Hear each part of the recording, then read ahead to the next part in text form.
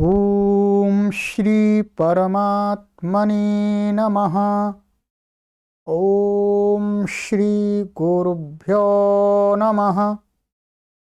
ओम श्री ऋषिभ्यो नमः।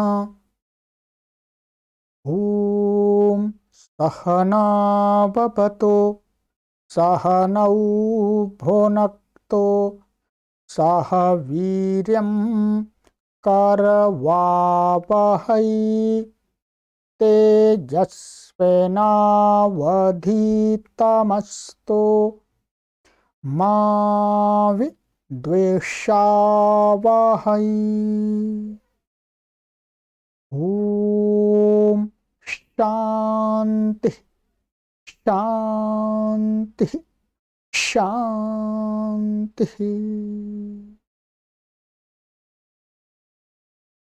सर्वेभ्यो नमः।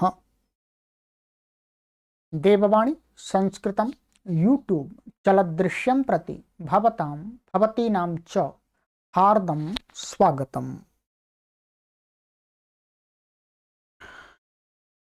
मित्रों,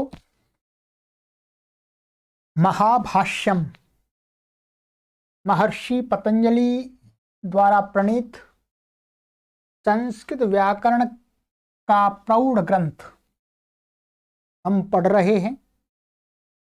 आज इसकी कक्षा संख्या 52वीं 52वीं कक्षा को पढ़ेंगे। ठीक है, 51 कक्षाएं आपको पढ़ा दी हैं। प्लेलिस्ट में कॉलम बना हुआ है महाभाष्यम नवाह्निकम नाम से कॉलम बना हुआ है एक। ठीक है, चलिएगा पुस्तक को ओपन कर लीजिएगा। गत कक्षा में मैंने आपको कुछ सूत्र पढ़ाए थे। एक सूत्र पढ़ाया था, मुख्य रूप से ये पढ़ाया था मैंने, विषयेण तु नाना लिंग करणात् सिद्धम। ठीक है,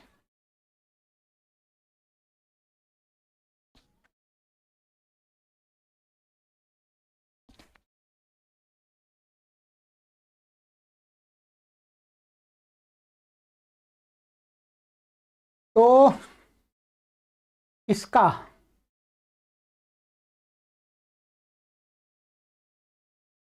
जो अनुबंध शंकर का जो दोष दिखाया था, अनुबंध शंकरस्तु, उसका परिहार कर दिया था इस वार्तिक के द्वारा। ठीक है, शंकर नहीं होगा, एक आकार मानने पर भी कोई शंकर नहीं है। ठीक है,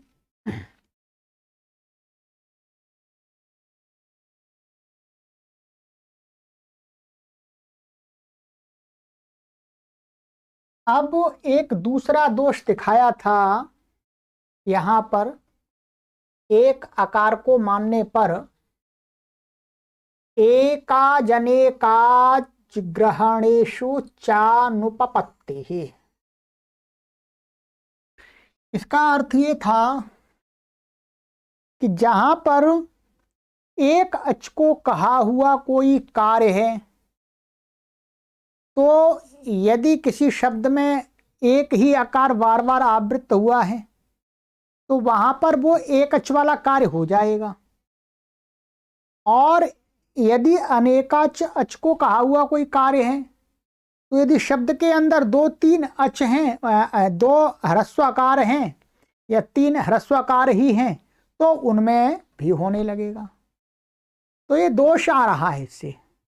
ये उदाहरण दिखाया था, घटेन तरति घटिका और किरणा गिरणा, इसमें स्वर की प्राप्ति हो रही थी। ये पिछली कक्षा में बता दिया है, पिछली कक्षाओं में। अब उसका समाधान करेंगे आज के वार्तिक से कि ये वाला दोष वास्तव में नहीं है, उत्तर पक्षी समाधान करेगा। ठीक है, अब हाँ उसी में समझ लेंगे।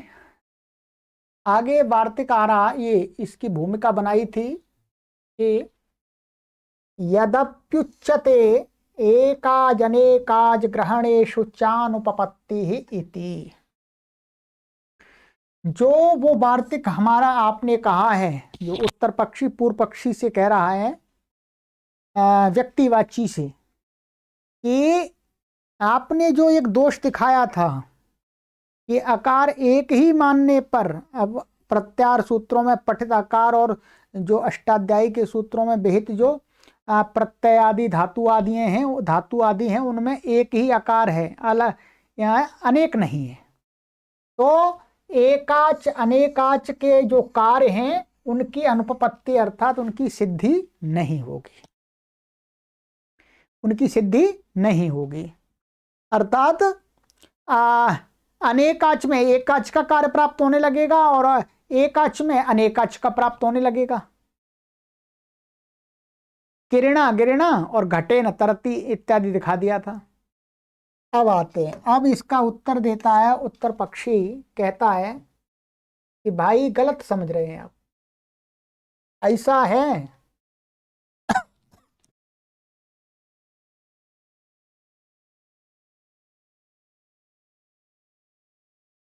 वार्तिक का अवतरण कर रहे हैं। एका जने काच ग्रहणेशो चावृत्ति संख्यानात्। एकाच और अनेकाच ग्रहण वाले जो सूत्र हैं उनमें माने उन सूत्रों से जो कार्य कहा गया है, तो वहां पर तो उसकी अनुपपत्ति नहीं होगी, उपपत्ति हो जाएगी। कैसे? कहते हैं आवृत्ति संख्यानात्, हम उन वर्णों की आवृत्ति कर देंगे, एक ही आ का दो बार उच्चारण करेंगे, आवृत्ति हो जाएगी। तो एक ही पर उसका दो बार वो कर रहे हैं, आवृत्ति कर रहे हैं, तो उसकी संख्या दो बन गई, दो बन गई है तो एक ही, परंतु उसका उच्चारण दो बार कर रहे हैं आ, तो ये एक ही आकार की दो बार आवृत्ति हो गई, संख्या में दो हो गई, तो कोई परेशानी नहीं है। और एक तो एक है ही, एक में तो अनेकाच का कार्य प्राप्त हो ही नहीं सकता। अनेकाच में एक ही वर्ण का अनेकाच बनने पर एकाच के कार्य उसमें प्राप्त होते हैं, उसका निषेध हो जाएगा। अब बता रहे हैं, आइएगा। कहते हैं एकाज अनेकाज ग्रहणेषु चावृत्तेः संख्यानात् अनेकाच त्वं भविष्यति। कहते हैं कि जो आपने हमें दोष दिखाया था, क्या ये दिखाया था घटेन तरति घटिका, या घट शब्द से हमें तरति से प्रत्यय करना था। तरति सूत्र है चौथे अध्याय में, जो पहले हमने बता दिया था, उससे कि वो कहता है नौद्वचष्ठन, ये सूत्र है वास्तव में। तरति अर्थ में प्रत्यय होता है और सूत्र है नौद्वचष्ठन। ये संख्या भी बता देता हूं फिर दोबारा आपको।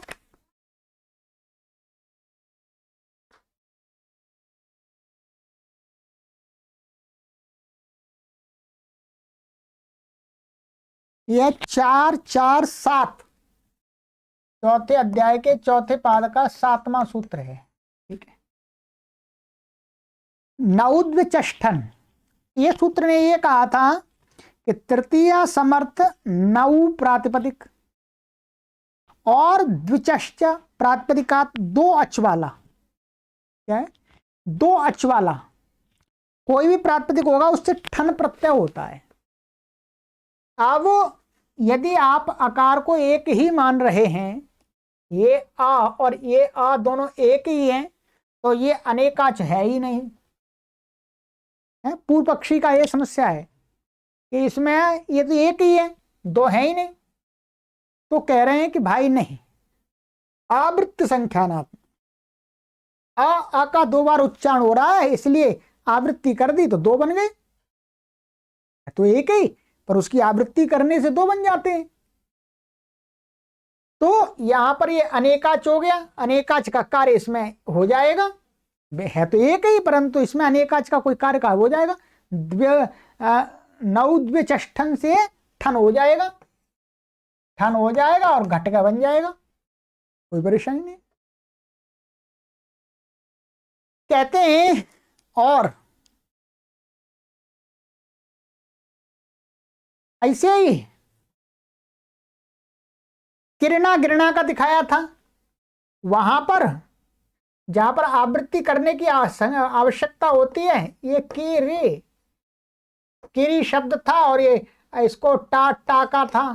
ठीक है, तो यहां पर क्या है, यहां पर एक मान रहे हैं, एक मान माने ये है तो अनेकाच, परंतु यहां पर क्या हो जाएगा, ई इसका भी आवृत्ति हो गई है,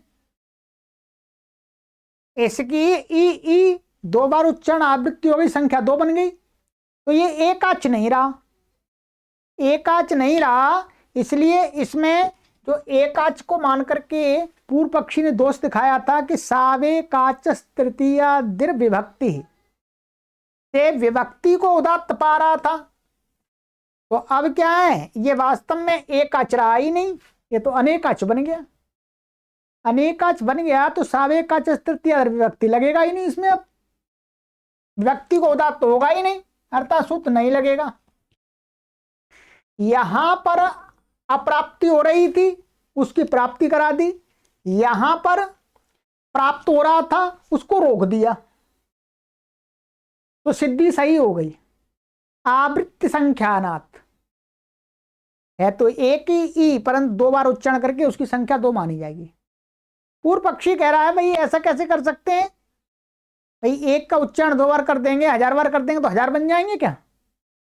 तो उसके लिए अब भाष्यकार उदाहरण दे रहे हैं, उदाहरण दे रहे हैं। क्या उदाहरण दे रहे हैं?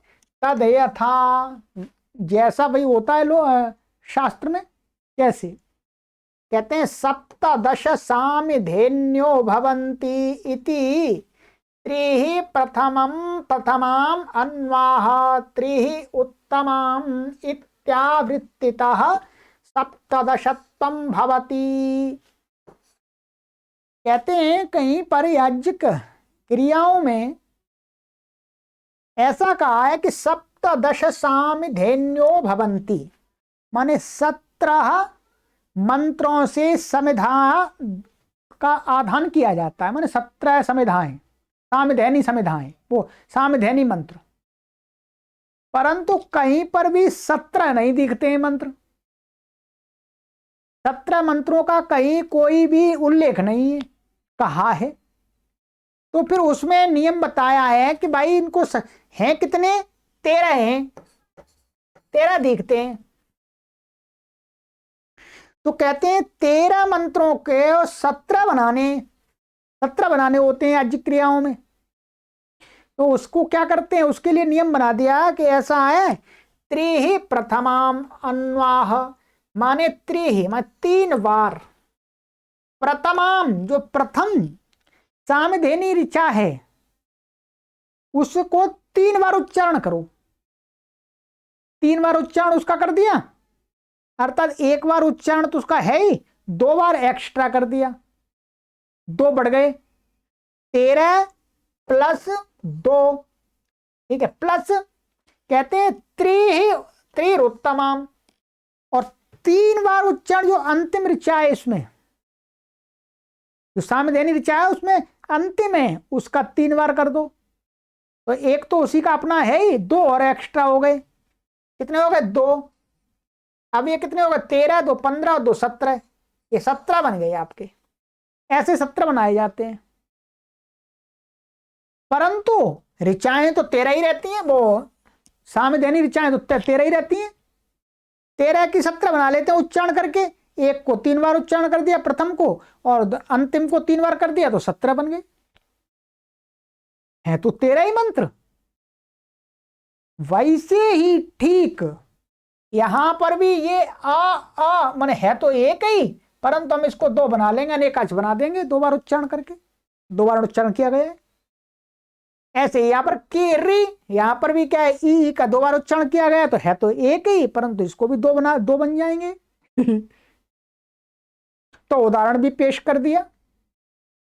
इसलिए कहते हैं एवं इहा लिप्यावृत्तितो अनेकाच्त्वं भविष्यति। ठीक इसी प्रकार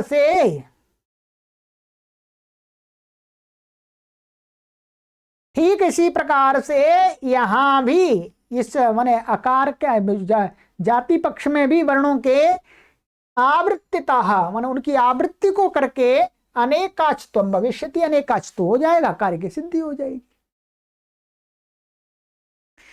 चलो जी, ये तो बात इन्होंने समाधान कर दिया कि अनेक अनेकाज ग्रहणेशु चानुपपत्ति ही आपका जो प्रश्न है वो ठीक नहीं है, उसमें कोई दोष नहीं है, अर्थात सिद्धि हो जाएगी। आकार तो एक ही है, माने प्रत्याहार में पठित जो आ ई उ है वो एक ही है, अनेक नहीं है। और कहते हैं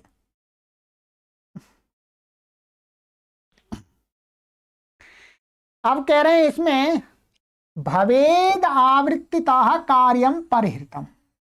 ठीक है, आप आवृत्ति करके अपने कार्य का समाधान तो कर लेंगे। इह तु खलु किरणा गिरिणा इत्येकाच लक्षणम अंतोदात्वं प्राप्नोत्येव।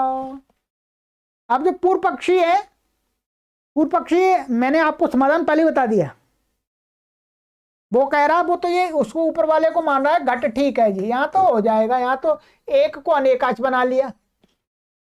परंतु यहां पर कहता है वो कि किरणा गिरणा में किरी और गिरी ये जो शब्द हैं इनमें क्या होता है, सावेकाच तृतीया विभक्ति प्राप्त है, क्योंकि ये तो पहले से ही है, एक ही है आपके पक्ष में। तो भाई जहां पर आवृत्ति करके कोई कार्य संपन्न हो रहा है वहां तो आवृत्ति कर लेंगे, पर बिना आवृत्ति किए ही पहले से।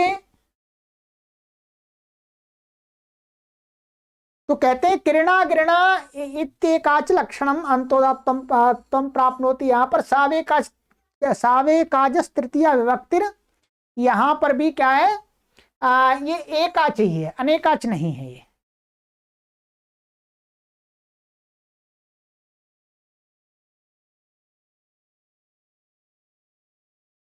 ठीक है, तो ये अनेकाच यहां पर नहीं है। हाँ, एकाच नहीं है, अनेकाच ही है, इसलिए यहां पर सावेकाच तृतीय व्यक्ति नहीं लगेगा। और ये कह रहा है यहां पर कल लगेगा। ठीक है, अब इसका भी समाधान कर रहे हैं।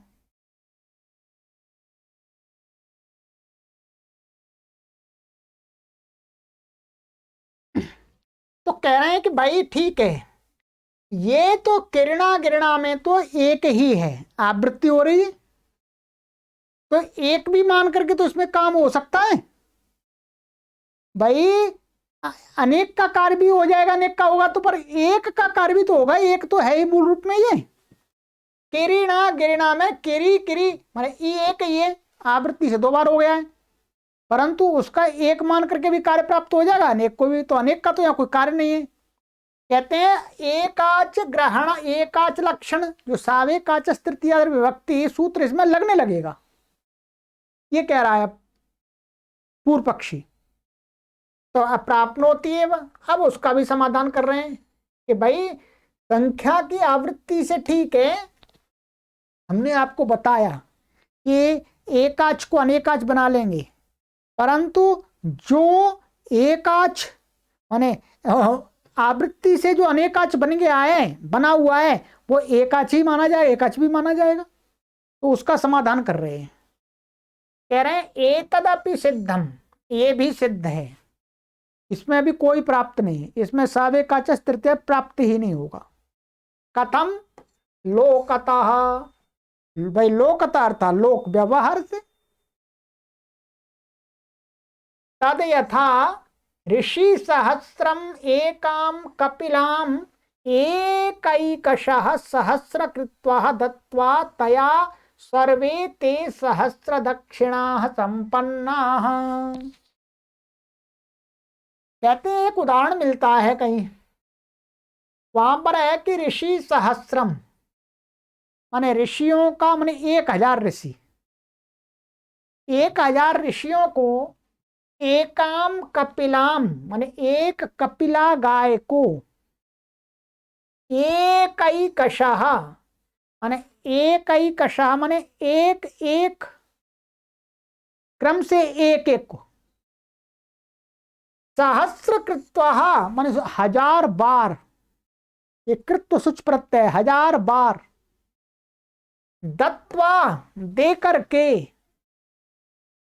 तया माने उस कपिला गाय से सर्वे माने वे सभी, सर्वे ते वे सभी जब जो देने वाले हैं, सहस्त्र दक्षिणा संपन्ना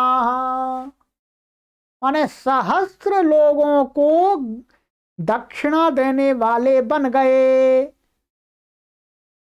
ठीक है, इसका अर्थ है कि भाई ये कहीं यज्ञ से संबंधित उदाहरण लिया है कि जो यजमान होता है और यजमानों के साथ में, यजमानों के साथ में जो 16 यज्ञ कराने वाले लोग होते हैं, 16 यज्ञ कराने वाले लोग होते हैं।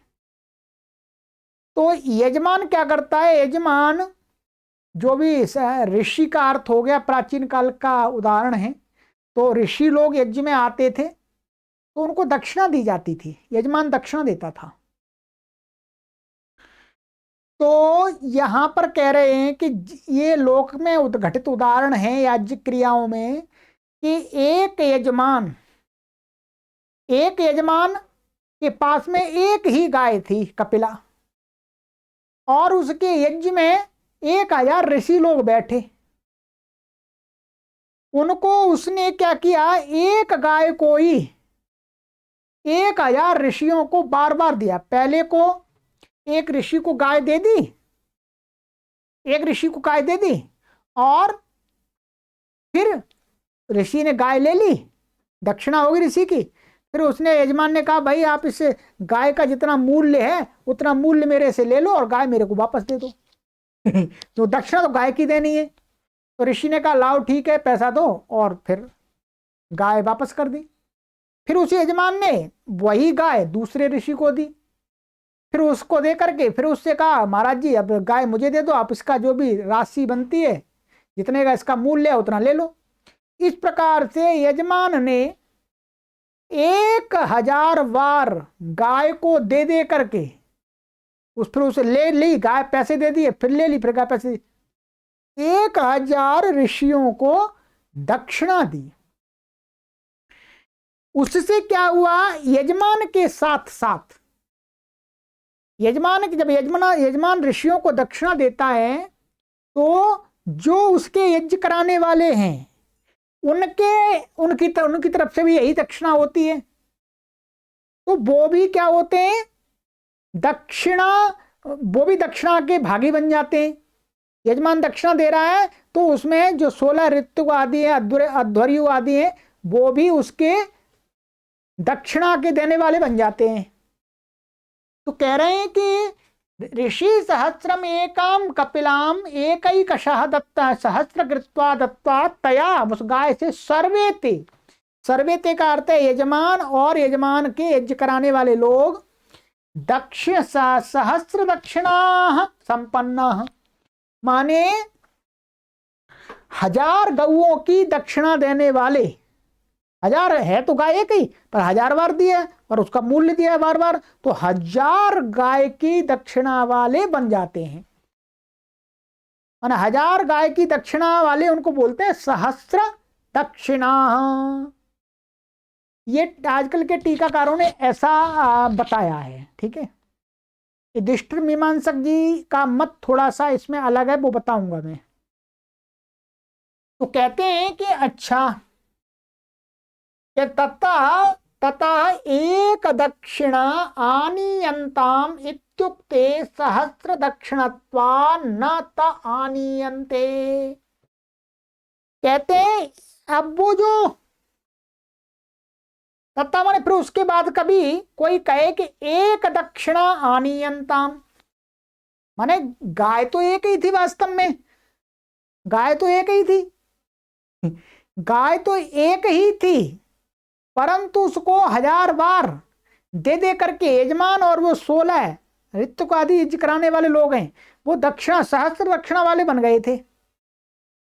अब कोई व्यक्ति कभी ये कहता है भाई एक दक्षिणा आनियंताम, माने एक दक्षिणा कहता है एक गाय की दक्षिणा देने वाले लोगों को लाओ, तो कहते हैं इत्येव इत्युक्ते, ऐसा कहने पर सहस्र दक्षिणत्वात्, क्योंकि तो यजमान और जो ऋतु आदि हैं वो तो एक दक्षिणा नहीं है, उन्होंने तो 1000 गाय की दक्षिणा दी है, वो तो सहस्र दक्षिणा वाले हैं।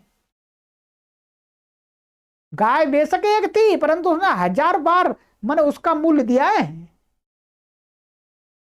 तो कहते हैं वो जो यजमान और वो सहस्र दक्षिणा वाले, क्योंकि उन्हें गाय तो एक ही दी है परंतु 100,000 बार दिए, तो कहते हैं सहस्र दक्षिणत्वा न ते आनियंते, उनको नहीं लाया जाता है। अब एक दक्षिणा आनियंता में ऐसा कहेंगे तो सहस्र बार गाय, एक ही गाय को जिन लोगों ने दिया है वो लोग नहीं बुलाए जाते हैं। ठीक है, इसका मतलब कहते हैं एवं इहापि अनेकाच्त्वं भविष्यति, इसी प्रकार से यहां भी जो ये किरी और ये गिरी है, ये किरी और गिरी अभी इसको 2 बार पढ़ा हुआ है, यहां ई 2 बार पढ़ा हुआ है। 2 बार पढ़ने के कारण से ये क्या माना जाएगा, अनेकाच तो माना जाएगा। जैसे यहां पर एक ही गाय को सहस्र बार देने पर उनको एक दक्षिणा वाला नहीं माना जाता है, वैसे ही यहाँ किरी और गिरी में ई 2 बार उच्चारण कर दिया, एक ही ई की आवृत्ति कर दी, तो अब ये एकाच नहीं माना जाएगा। ये क्या माना जाएगा, ये 2 अच वाला माना जाएगा। अब 2 अच वाला माना जाएगा तो इसका मतलब है सावे काचस तृतीया द्रव्य विभक्ति नहीं लगेगा, नहीं लगेगा। तो जो उत्तर पक्षी है उसने पूर्व पक्षी वाला वो भी दोष खत्म कर दिया। अर्थात एकाच और अनेकाच ग्रहण के जो भी कार्य हैं उनमें ऐसा कोई भी दोष नहीं आने वाला है, दोनों प्रकार से दिखा दिया। ठीक है, एकाच में अनेकाच के कार्य नहीं हो सकते और अनेकाच में एकाच के कार्य नहीं हो सकते हैं, ये यहां पर उदाहरण दिया है। आइएगा और कहते हैं आगे एक दूसरा दोष दिखाया था, द्रव्यवच्चोपचारा प्राप्नुवन्ति, यदप्युच्यते द्रव्योवच्चोपचाराः, ये जो इसमें यहां दोष दिखाया था ये आपका ये वाला द्रव्यवच्चोपचाराः, उदाहरण दिया था कि एक घट को अनेक लोग नहीं ले, पानी उसमें नहीं ले जा सकते, तो वैसे ही एक आकार से अनेक आकारों का कार्य नहीं हो सकता। तो कहते हैं ये वाला जो दोष दिखाया था वो भी दोष ठीक नहीं है, तो उसका उत्तर दे रहे हैं, कह रहे हैं कि यदप्युच्यते द्रव्यवच्चोपचाराः प्राप्नुवन्ति, द्रव्य के समान उपचार व्यवहार प्राप्त होते हैं वर्णों में, इति भवेत, भाई हो जाए कोई बात नहीं है, हो जाए, यद असंभावी कार्यम तन्नानेको युगपत् कुर्यात्, कहते हैं भाई जो असंभवी कार्यम, असंभवी कार्य माने असंभव कार्य, जो कार्य एक में माने घट में अनेक लोग अपने सिर पर रख करके पानी नहीं ले जा सकते तो असंभव कार्य है। तो कहते हैं यद असंभवी कार्य तन्न अनेकाओ युगपत् कुर्यात्, माने जो असंभव कार्य है उसको तो एक कार्य को अनेक लोग नहीं कर सकते हैं। घड़े में पानी अनेक तो नहीं ले जा सकते एक ही में, एक बार में, एक समय में, असंभव है वो तो। परंतु कहते हैं यत्तु खलु संभवी कार्यम अनेकोपि तद युगपत करोति। परंतु जो कार्य संभव है, एक कार्य एक ही समय में अनेक लोग कर सकते हैं, तो उसको तो करा ही जाता है। युगपत करोति माने एक साथ करते हैं लोग, एक कार्य को अनेक लोग करते थे, ऐसा भी देखा है। कहते हैं तद यथा घटस्य दर्शनम स्पर्शनम बा। भाई पानी ले जाने की बात तो ठीक है, अनेक नहीं ले जा सकते, परंतु घड़े को एक ही समय में लाखों लोग माने हजारों लोग देख सकते हैं। एक ही समय में एक ही घड़े को देख सकते हैं, कई देख सकते हैं अनेक। यदि हम साइड की बात करें तो एक साइड कम से कम 50-40 लोग तो देख ही सकते हैं एक साथ। भाई ये घड़ा मान लीजिएगा, ये घड़ा है, अब इसको इस साइड खड़े हुए 50 लोग आराम से इस साइड को पूरा देख सकते हैं, घड़े को एक साथ देख सकते हैं, संभव है। और स्पर्शनम इसको छू भी सकते हैं, अनेक लोग इसको छू भी सकते हैं एक साथ, घड़े को पूरे को। तो कहते हैं जो असंभव है वो तो नहीं हो सकता, पर संभव तो हो जाता है। संभव तो एक कार्य अनेक लोग कर लेते हैं एक साथ। तो कहते हैं संभवी चे च इदम कार्यम अकारस्य उच्चारणम नाम।